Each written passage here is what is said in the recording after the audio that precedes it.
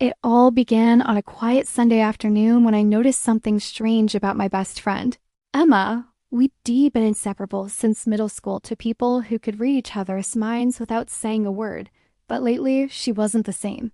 She stopped calling like she used to. Her texts were short, and whenever I brought up hanging out, she'd come up with some random excuse. I thought maybe she was stressed about her new job, so I gave her space. I didn't realize I was giving her space to hide something from me. A week later, I was scrolling through Instagram after dinner when a story popped up that made my heart stop. It was a picture of Emma sitting across from a guy in a restaurant, both smiling like they were falling in love. At first, I didn't pay much attention, but then I looked closer. The guy had a familiar watch on his wrist, the same black leather watch I gifted Jake. My ex-boyfriend on his birthday last year. My chest tightened. I zoomed in and it hit me like a punch.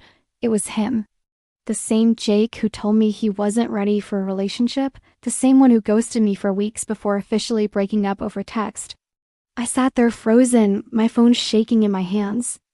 My heart wanted to believe it was just a coincidence, maybe a misunderstanding. But deep down, I knew.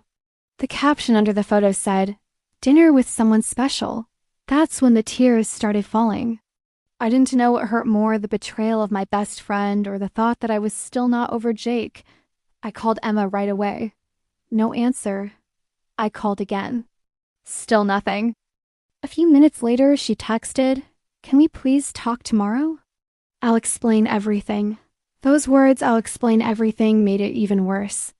Because if there's something to explain, it means there's something to hide. That night, I didn't sleep. I stared at the ceiling, remembering every time Emma had comforted me after my breakup with Jake. Every time she said, "You deserve better," I laughed bitterly. Maybe she meant herself. The next morning, we met at a cafe near our old school, the same place where we used to share milkshakes and secrets. This time, there was no laughter. She looked nervous, eyes red, fingers tapping on her coffee cup. "So," I said quietly, "are you going to tell me, or should I just assume what's obvious?" She looked down and said softly, "Yes, I'm seeing Jake." For a few seconds, everything went silent. The sounds around me, people talking, the coffee machine buzzing, faded into the background. I just stared at her, not believing what I was hearing. "You're kidding, right?" I asked. She shook her head, tears filling her eyes. "I didn't plan it, I swear. We started talking after your breakup. He reached out to check on you, and then we just connected." I laughed in disbelief. "Connected? Emma, he broke my heart. You saw me cry for weeks because of him. You told me he was toxic, that I deserved someone honest, and now you're with him." My voice broke on the last word. She tried to hold my hand, but I pulled away. "I didn't mean to hurt you," she whispered. I fell for him." I stood up slowly, holding back my tears. "You didn't just fall for him, Emma. You fell out of our friendship.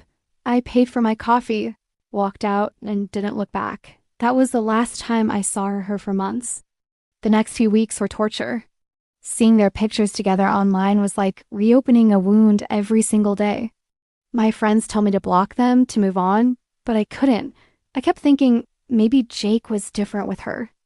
Maybe Emma was what he needed, not me. That thought destroyed me. I started comparing myself to her, her looks, her confidence, her charm, and slowly I began hating myself. One night, I deleted both of them from social media. I cried until I couldn't anymore, and then I promised myself that was the last time I'd cry for either of them. The next morning, I woke up early, went for a walk, and realized how much I had lost myself trying to hold on to people who had already let go. Months passed, and I focused on my work, my hobbies, my peace. I started journaling again, going out with new friends, laughing without pretending. But then, out of nowhere, I saw Jake at a friend's birthday party. He looked the same charming smile, same confident walk, but when our eyes met, he looked away first. Later that night, I overheard someone say he and Emma had broken up. Apparently, he cheated on her with someone he met at work. My heart didn't hurt this time. It just went quiet. A week later, Emma called me. I hesitated before answering, but curiosity got the better of me. Her voice was shaky. Lily, I'm so sorry, she said, crying. You were right about him. He lied to me, used me, and then left. I should have listened. I stayed silent for a moment, letting her words sink in. You didn't just lose him, Emma, I finally said. You lost me long before that. She tried to apologize again, but I gently said, I forgive you, but that doesn't mean things can go back to how they were. Then I hung up. That night I didn't feel angry. I felt free. I realized that sometimes closure doesn't come from hearing, I'm sorry. It comes from knowing you survived something that once broke you. A few months later, I met someone new, Ethan. He was patient, kind, and honest. He didn't rush me to move on. He just made me laugh again. For the first time in a long time, I felt like I could trust someone without being afraid of getting hurt. I told him everything one night, the whole story about Emma and Jake. He listened quietly, then said, the right people don't make you question your worth. That line stuck with me. Now, whenever I think about Emma and Jake, I don't feel pain anymore. Just lessons. They taught me that betrayal doesn't always come from enemies. Sometimes it comes from the ones you trusted most. They taught me that forgiveness isn't for them. It's for yourself. And most importantly, they taught me that real friends celebrate your healing, not your heartbreak. So if you ever find yourself in my place discovering that your best friend is dating your ex, remember this. And it's not your loss. It's your protection. You didn't lose someone loyal. You lost someone fake. Let them go and watch how peaceful your life becomes. Some stories end for a reason.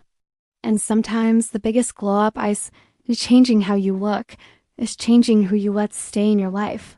Because at the end of the day, real love, whether it's friendship or romance, should never make you question your worth. It should remind you of it.